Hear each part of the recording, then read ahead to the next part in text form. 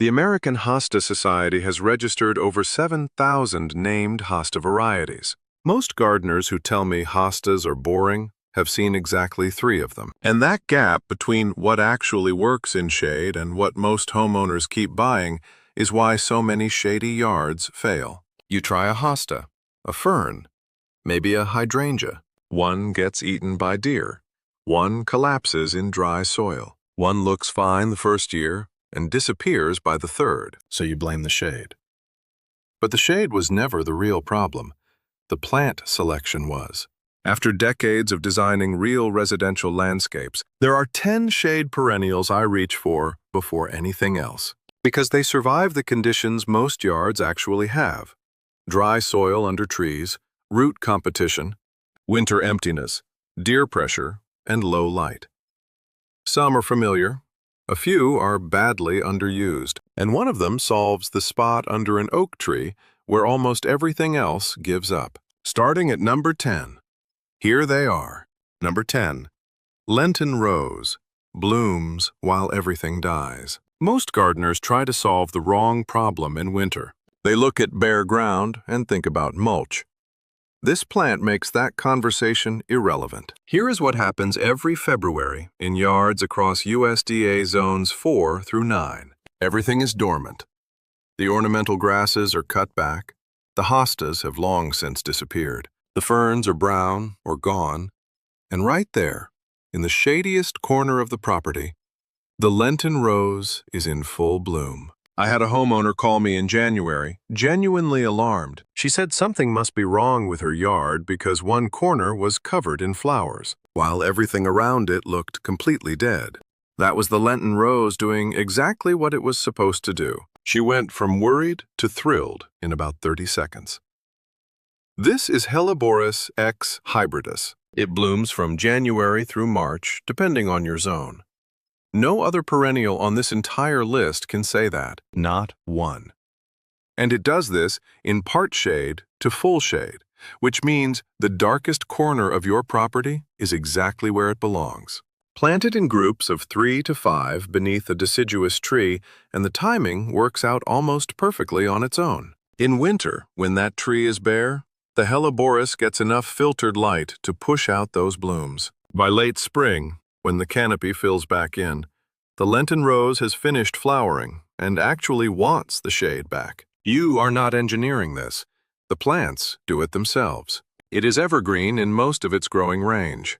Deer leave it alone. And once it gets through year 1, it spreads slowly on its own and asks almost nothing from you. Now, the first year. I want to be upfront about this. Year 1, you may see very little. The plant is building its root system, not its flower count. The most common mistake is pulling it out in October because it looked unimpressive.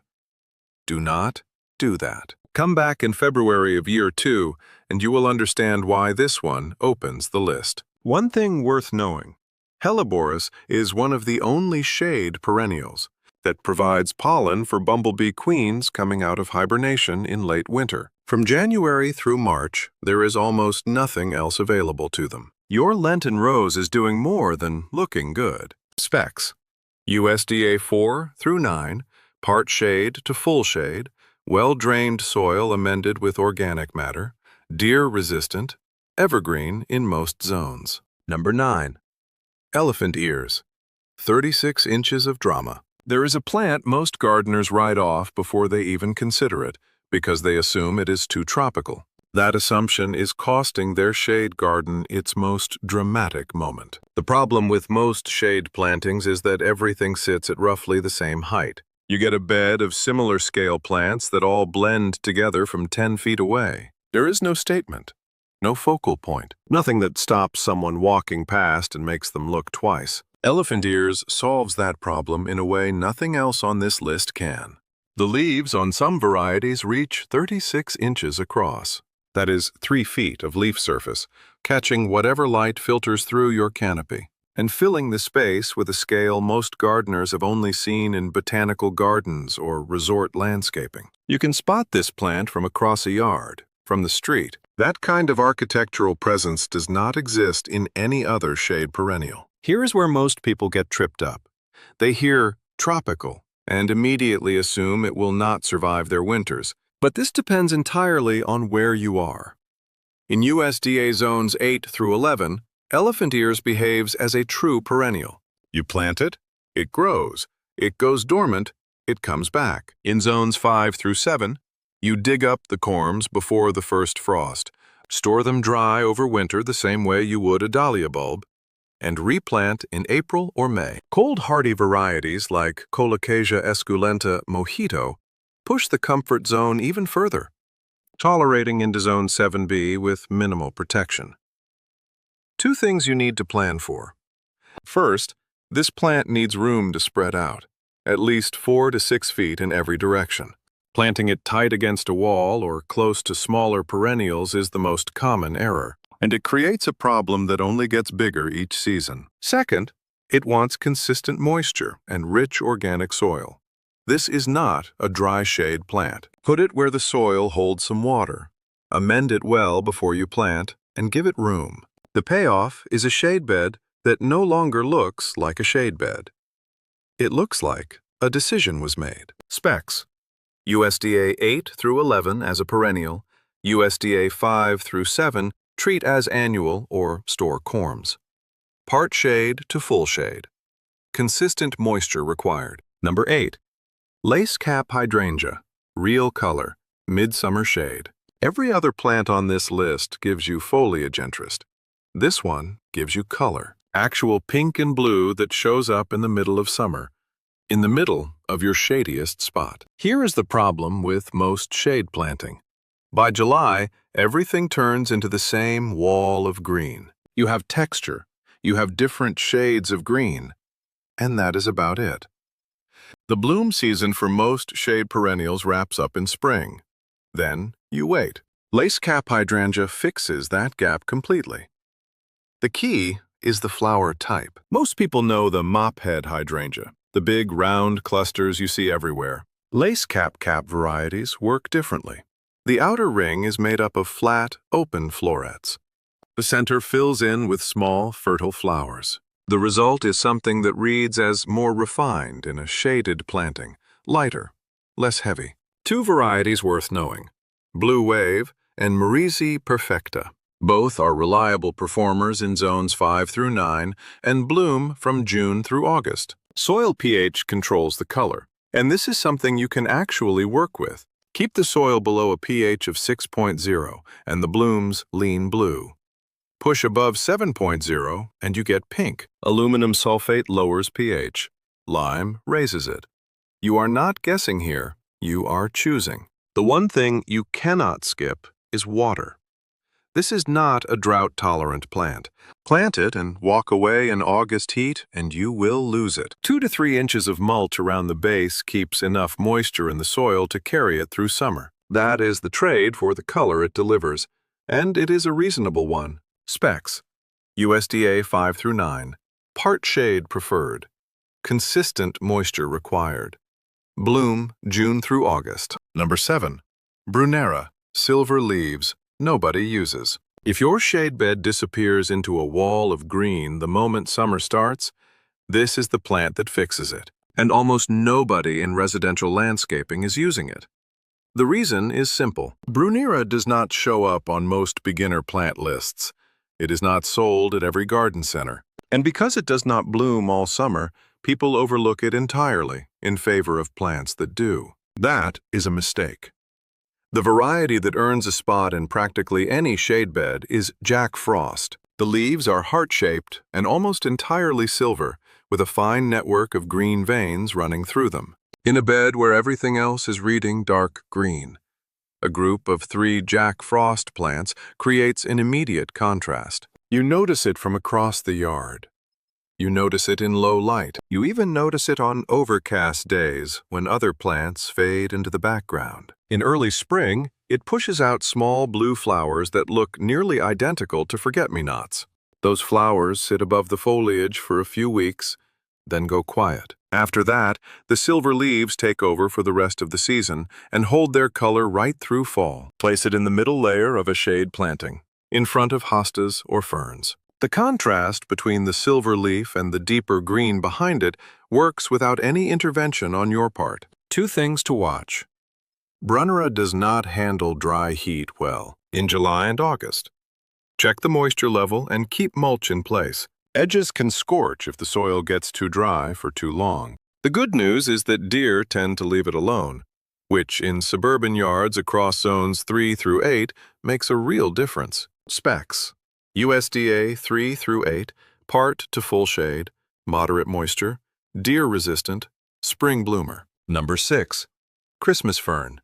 Evergreen under any oak. There is exactly one plant on this list that looks good in February, asks for almost nothing after the first year, and has been growing wild from Maine down to Florida for longer than anyone has been keeping records. This is it. The problem most people run into with ferns is winter. Ferns generally look great from spring through fall, then collapse or go completely dormant. You are left with bare soil through the coldest months of the year, which is exactly when you want the yard to look presentable. Holisticum acrosticoides, the Christmas fern, stays green year-round, through ice, through snow, through the frozen ground of a Zone 4 or Zone 5 winter. It is one of the only ferns in its range that does this reliably across Zones 3 through 9. It also survives dry shade underneath large oaks, which is one of the harder spots to plant anything successfully. The reason comes down to how the root system is built. The rhizome of a Christmas fern carries a density of absorptive hairs that is 3 to 4 times greater than most other temperate ferns. That difference lets it pull water from soil that other plants cannot access. You are not fighting the oak tree. The fern is simply working at a level most plants cannot reach. Plant it in groups of 3 to 5 on a shaded slope, and you get erosion control that actually stays green through winter. That combination is rare. One thing to leave alone: the old fronds. Do not cut them back in fall. They lie flat against the soil surface through winter and act as insulation for the new growth coming up in spring. Remove them in March or April once the new fronds start pushing through. That is the only maintenance this plant reliably needs. According to the USDA Plants database, Holisticum acrosticoides ranks among the 10 most widespread native ferns in the eastern United States. Most residential landscapes do not use it. That is a straightforward gap worth closing. Specs: USDA 3 through 9, part to full shade, dry to medium moisture, native eastern U.S., evergreen year-round. Number 5. Epimedium. 3 problems, 1 plant. You have a spot under a large oak or maple where you have tried everything and nothing survives. Dry soil, root competition, deep shade.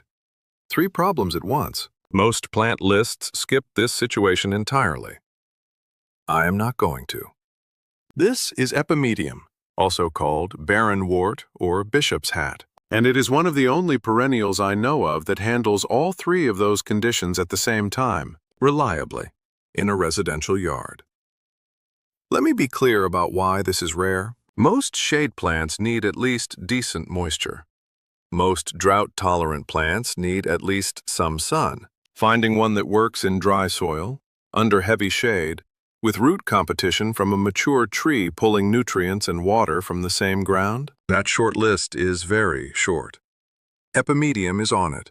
The rhizome of this plant spreads horizontally through the top layer of soil, thinner than where the tree roots dominate. That is how it carves out space. It does not fight the tree. It works in the margin where the tree is not. Once it covers an area, it holds it, and it does not need watering to do that after the first season. 2 varieties that are easy to source at reputable nurseries like Monrovia and American Meadows.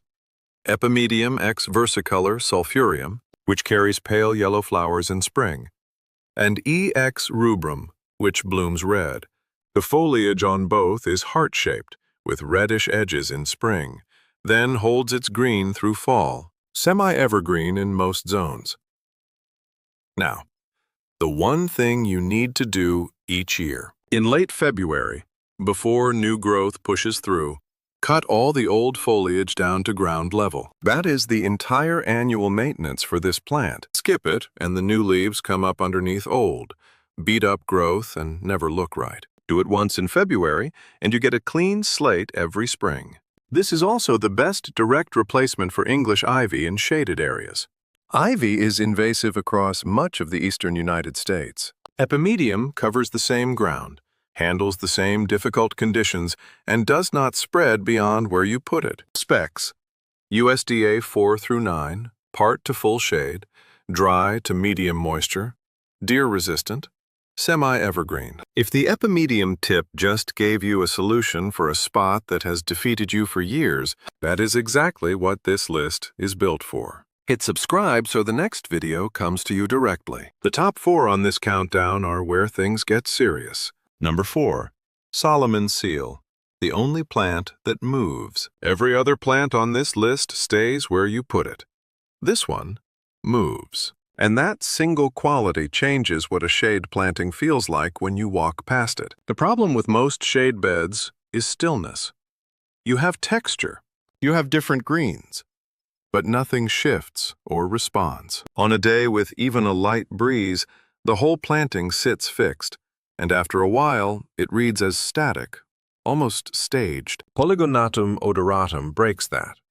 The stems arch out at 18 to 24 inches in a clean, horizontal form. The leaves are deep green, with a clean white edge along the margin. Small white bell-shaped flowers hang beneath the stems in spring. When the air moves, the arching stems pick it up and carry the motion across the planting in a way that almost nothing else in shade gardening does. Place it in the middle layer of your shade planting, behind lower ground covers and in front of taller plants.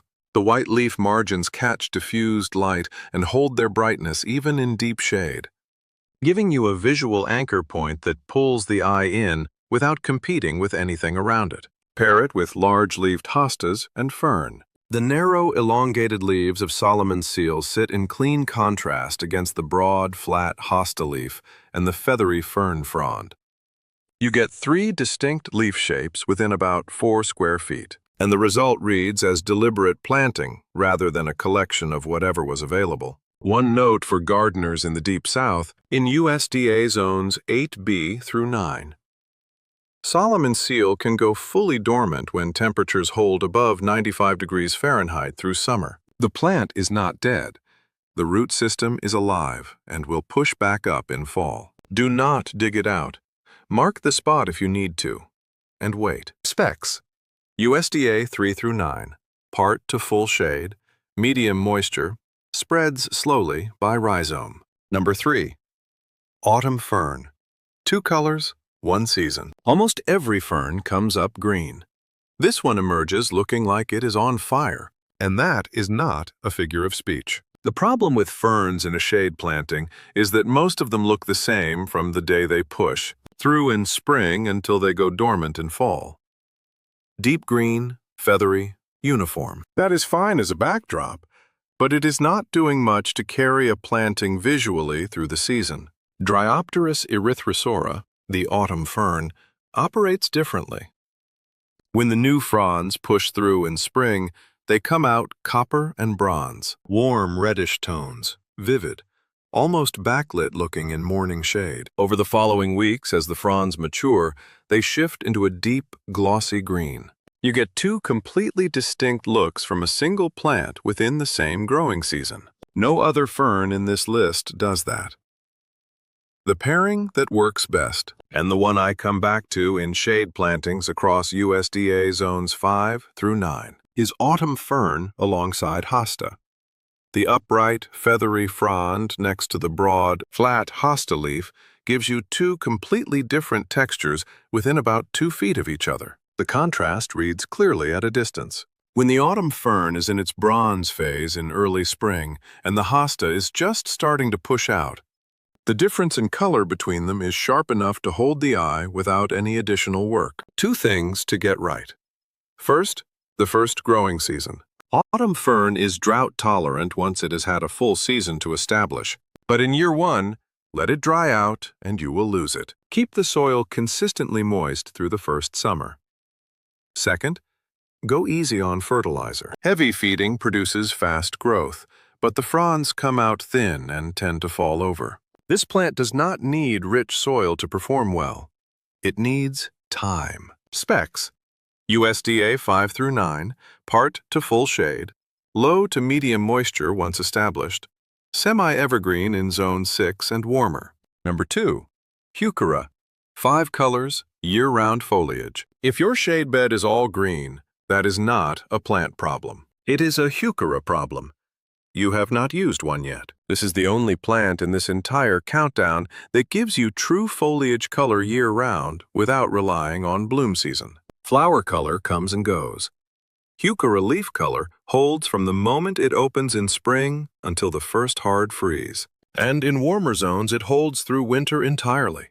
The range is wider than most people realize.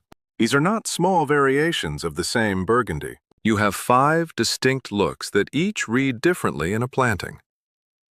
Palace purple is the classic. Deep burgundy holds its color reliably through summer heat. Available at virtually every Home Depot and Lowe's location in zones 4 through 9.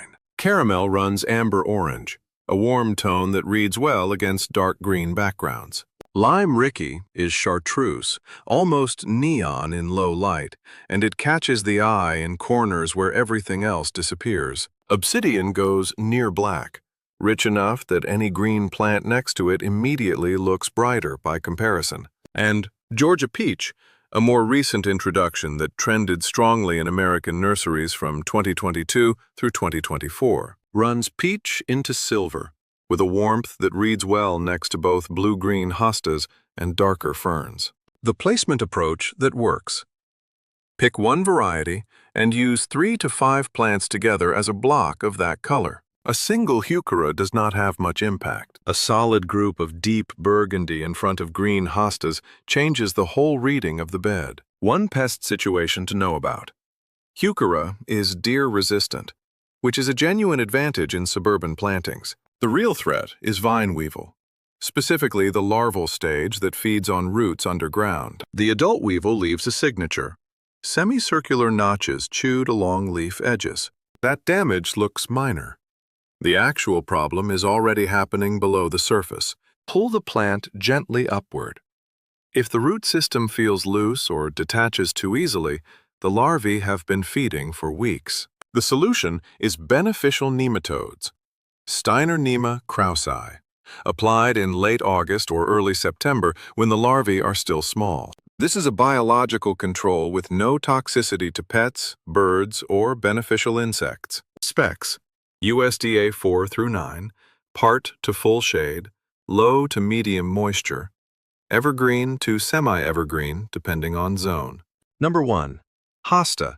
7,000 varieties, not green. I have heard it 100 times. Someone walks me through their yard, points to a corner bed and says, "Oh, I already have hostas. They're just green."